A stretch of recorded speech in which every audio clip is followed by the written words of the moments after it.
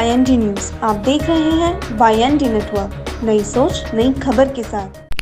Corona महामारी का नाम आते ही हर किसी व्यक्ति का दिल दहल जाता है। कोरोना बीमारी ने अपनों को अपने से दूर कर दिया। अगर किसी व्यक्ति को कोरोना हो जाए तो आसपास के लोग इस नज़र से देखते थे जैसे कोई गुनाह किया हो।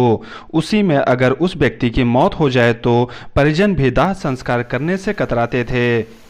इस महामारी से होने वाली मौत के बाद उनके दाह संस्कार का जिम्मा उठाया सिटीजन एलाइंट कंपनी के कर्मचारियों ने, जिन्होंने अभी तक लगभग 3000 से भी अधिक मृत्युदेह का दाह संस्कार किया।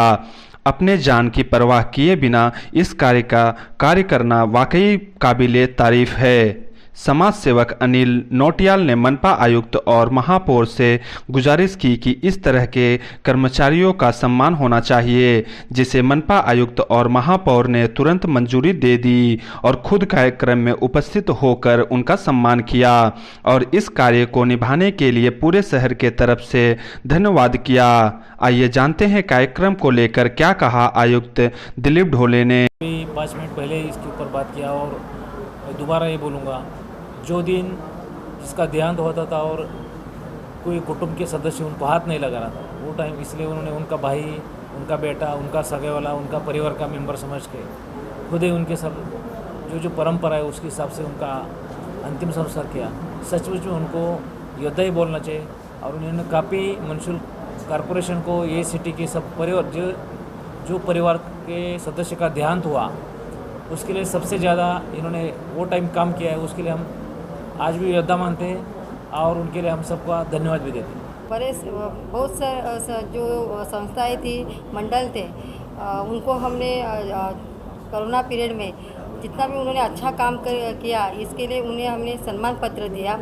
उसी प्रकार मेरा भाईंदर शहर के हमारे जो डॉक्टर्स थे उनको भी हमने सम्मान पत्र दिया, उनको कोरोना योद्धा घोषित भी किया।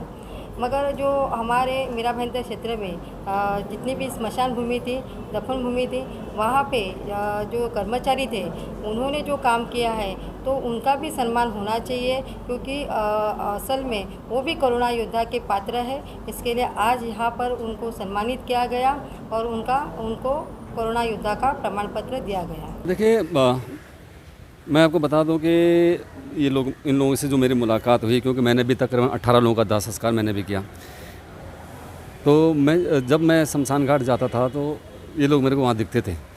शमशान घाट जाता जब ये दिखते थे तो मैं इनको पूछता था कि तुम लोग कौन है। मुझे कि पहले ये लगता था शायद कोई परिवार वाले शुरुआती दौर में या तो फैमिली वाले होंगे या कुछ। तो जब इनके पीछे पड़ा तो मालूम पड़ा कि ये कुछ लोग हैं, इनको महानगर पालिका ने रखा है और ये लोग दाह संस्कार करते हैं सभी धर्मों के लोगों का।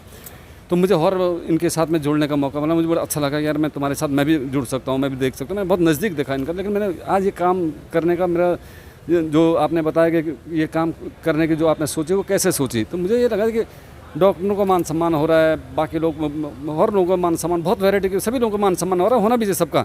लेकिन इन्हीं लोगों का सबसे बड़ा रोल आज इस कोरोना काल के दौरान मुझे लगता था इनका भी एक बहुत बड़ा रोल है और इनके रोल को शासन प्रशासन और यहाँ की जनता के सामने लेके आना चाहिए था और वो मैंने सोचा और आज पूरा हुआ। कैसा है कि हम पत्रकार लोग थोड़ा अलग टाइप के होते हैं। हम लोग, मैं सभी को बोलता हूँ कि एक पत्रकार बहुत अच्छा समाज सेवक बन सकता है और उससे मुझे मज़ा आता है। मुझे सम्मान करेंगे तो मेरा फिर चैलेंज बढ़ जाएगा। मुझे ये लगता है ना, आज मैं कितना कर सकता हूँ उतना करूँगा तो अच्छा है और मैंने जितना किया मैं उससे खुश हूँ। और सम्मान करने से मैं बता रहा हूँ कि मेरे पर लोड बढ़ जाएगा, तो मैं नहीं चाहता हूँ कि सम्मान मिले मुझे। हाँ, ये है कि मुझे पीछे से आप लोगों का सहयोग मिले, पीछे से कम से कम वहाँ पर करते रहो, हम साथ में हैं, ये मेरे को चाहिए और इतना मैं उम्मीद रखता हूँ। सर, हमने जब आपने मुझे कल भी बताया था, इसके पहले भी बताया था कि हम ऐसे लोगों की मदद करना चाहते हैं जो 800 लोगों की दाह संस्कार किया है और ये बहुत बड़ी चीज़ है सर, जो जान जोखिम करके लोगों की सेवा भाव करना और इस कठिन परिस्थिति में बिना डरे, बिना कोई तकलीफ़ के उन्होंने किया, उसके लिए मैं बहुत शुक्रगुजार हूँ कि आज आपकी वजह से मैं उनकी मदद कर पा रहा हूँ। ज़रूर सर, हम उसी के लिए तो बने हैं, हम वही काम करने के लिए आए हैं और ऐसे मैं तो चाहूँगा देश में ना आए। अगर ऐसी कुछ कठिन परिस्थिति आती भी है तो हम तत्पर तैयार हैं करने के लिए। अभी आगे की प्लानिंग क्या है?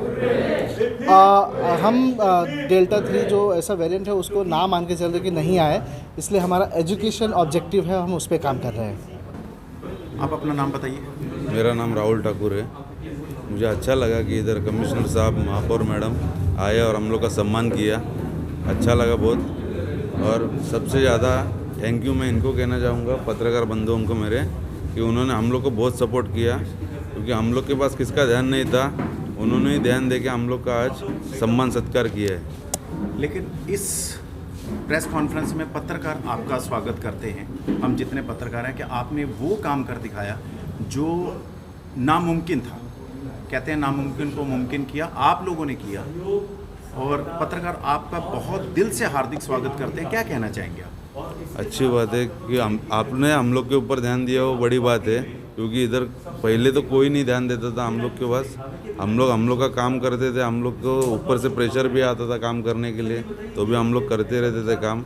हमारे जो मनोज सर है, उन्होंने भी हम लोग को बहुत सपोर्ट किया, काम करने के लिए प्रोत्साहित किया। आपने इतनी डेड बॉडियों का संस्कार किया, कोई एक ऐसा एक्सपीरियंस जो आपको लगे कि जिसमें आपका भी हल्का सा दिल दहला हो या आपका भी मन भरा हो, आप सब भावुक हुए हो, कोई एक ऐसा इंसिडेंट प्लीज़? ऐसा कोई इंसिडेंट बहुत बार आया। एक्चुअली प्रॉब्लम ये होता था कि हम लोग जब भी कुछ जो डेथ हो गए उनको हम लोग लेके जाने के लिए, अंतिम संस्कार करने के लिए लेके जाते थे, वो टाइम पे उनके रिलेटिव उनका चेहरा देखने भी नहीं आते थे। वो टाइम पे हम लोग को बहुत तकलीफ हुआ कि ऐसा नहीं होना चाहिए था, ये कोविड के बाद हुआ है करके।